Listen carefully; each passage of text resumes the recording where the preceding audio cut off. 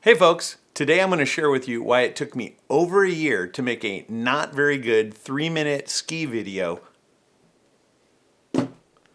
with my drone.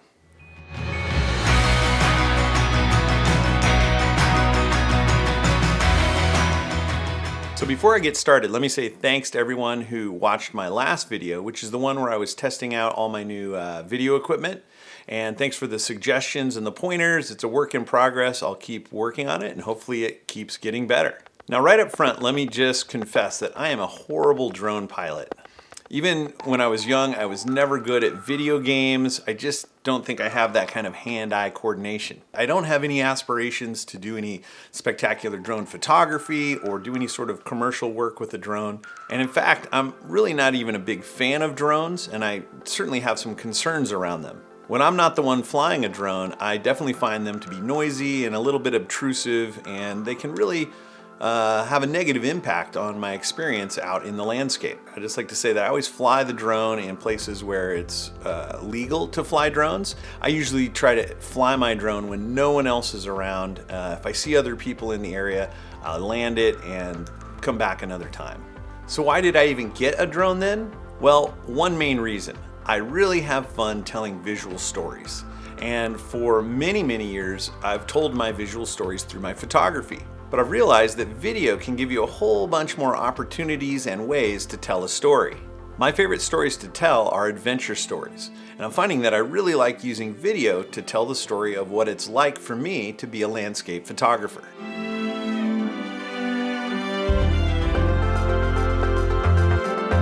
And just for my own fun, a couple years ago I started making little video stories of my early morning adventures, usually hiking or mountain biking or skiing, and it's just with my friends, mainly my longtime climbing partner and brother-in-law Brock. Cracking in, Patrol.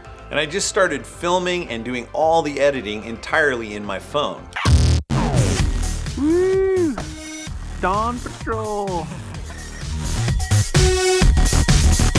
But that led to me starting to use a GoPro and a gimbal to try to get more variety of footage, and also editing the videos on my computer so that I could have more control over what the final video looked like. For a long time, I thought I'd never own a drone, but last year I began to change my mind.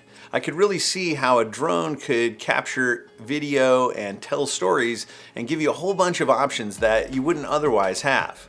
Also, the advent of the small but powerful DJI Mavic Pro meant that I could now carry a drone with me in my pack. I began to have delusions of grandeur about making ski movies of us, skiing steep mountains and deep powder. So why did it take me over a year to make a not very good 3-minute ski video?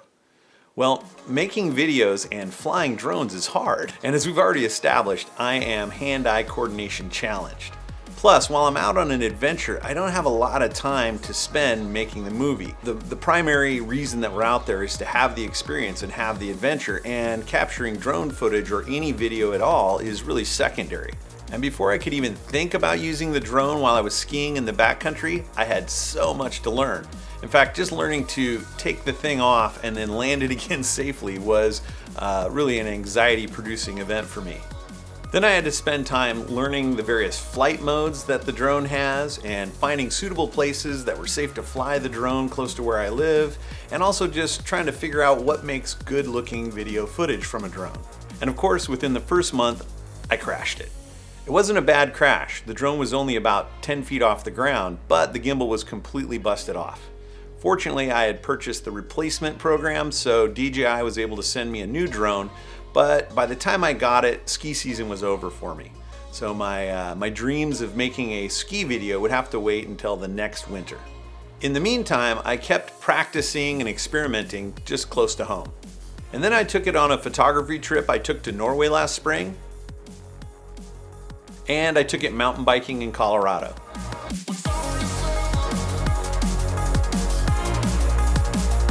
Kept practicing with the active track and point of interest flight modes because they can give more smooth footage than I can accomplish with my really poor flying skills. But still, by the fall, I felt like my skills had come to a point where I was ready to try making a ski movie, and I was really excited for winter. But as luck would have it, winter was late in coming to Southern Oregon this year, and November, December, January, there's essentially no snow.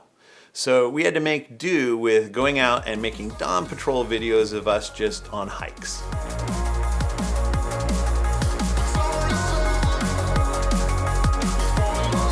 In mid-February, winter finally arrived and we got some snow. But it was still so stormy and snowy and windy that I really couldn't do much drone flying. Then about a week ago, and more than a year since I started this project, we finally had everything line up. Good snow, low winds, and great weather conditions. So Brock and I headed out into the backcountry behind Mount Ashland, and I got my first taste of actually trying to video some skiing with the Mavic Pro. And after all that time, I have a few positives that I can share from the experience. I was worried about flying the drone in snowy, windy, cold winter conditions. But I can report that in light snow, the drone flies just fine and doesn't seem to be affected at all. And even for short periods, it did just fine flying in heavy snow. The camera is kind of protected up underneath the body of the drone, so I didn't have any problem with anything getting on the lens. I was also worried about battery performance in cold weather. I had read that if a battery gets too cold, that the drone can lose power and go down. But I found that as long as I started with the batteries warm, I wouldn't get cold battery warnings. And in fact, the battery tends to heat up as the drone flies. So if the battery's warm when it starts, it tends to stay warm through the duration of the flight. And I think the flight times are definitely a little shorter in cold conditions than they would be in warmer conditions, but you just account for that, and I travel with several batteries. I was also pleasantly surprised with how versatile videoing with a drone can be. In addition to those kind of bird's eye view, helicopter style, overarching and establishing shots that you think about with aerial footage, a drone is like having a range of cinematic cameras all in one. You can get fixed tripod style shots, dolly shots, boom shots, and just about anything else that you could dream up. And of course, the Mavic Pro folds down so small and packs so neatly into just a day pack. It's easy to hike and adventure with, and the new Mavic Air is even better at that because it folds down even smaller. There are also several challenges that I'm still working on. I'm sure I'll always be learning to be a better drone pilot. I also need to find a better way to carry the controller, because when I'm in the shot and I have the controller in my hand, it's pretty obvious and it doesn't look good. You can probably see in the video that I'm skiing with the controller in one hand and 2 ski poles in the other hand, and that makes it look like I'm a total beginner at skiing and doesn't make for the most awesome ski footage. I can't put it in a pocket because as soon as it goes into a pocket or inside my jacket, then the joysticks can get bumped, and that of course can make the drone veer off course, and that's a little dangerous. And I think the solution is some sort of harness where I can clip the controller right to the front of me while I'm skiing or hiking or climbing or wherever I'm doing, and then when I stop I can quickly detach it and then use that to further position the drone. So if anybody out there knows of a device like that, let me know, because I'd love to check it out. And finally, my next project is to learn to work with the camera settings in the drone more. So far, I've been so focused on just keeping the thing up in the air and trying not to crash it. So after all that, I'm excited to present to you my first attempt at making a ski video with a small drone.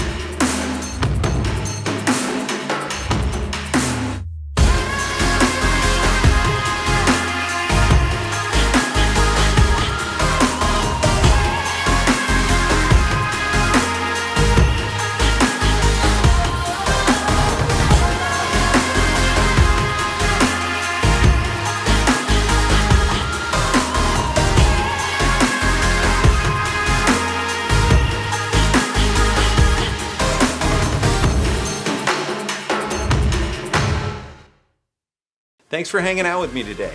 Stay tuned for more tips, more tutorials, and more adventures. Now, go out and have your own adventure, and I'll see you again soon.